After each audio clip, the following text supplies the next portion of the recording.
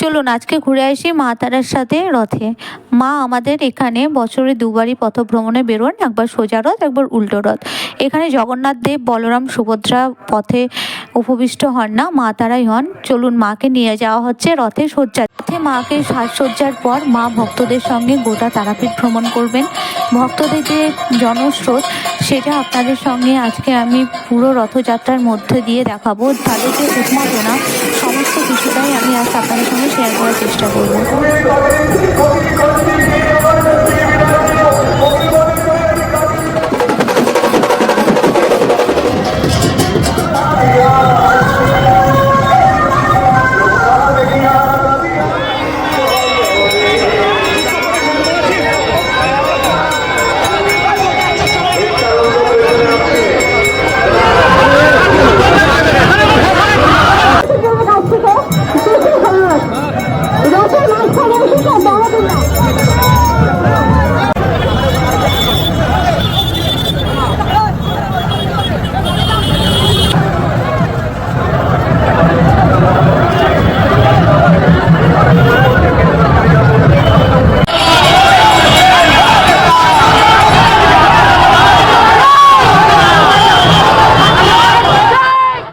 পেয়ে ভক্তদের উন্মাদনা দেখার মতোই ছিল।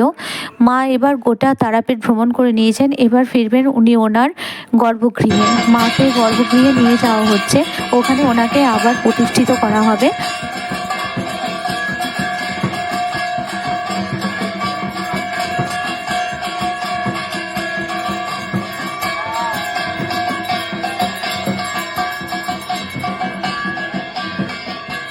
মা ওনার গর্ভগৃহে পৌঁছে গেছেন, এবার মেলা দেখে আসি। চলুন রথের মেলা যাবার, মেলা দেখবো না, এটা কখনো হতে পারে?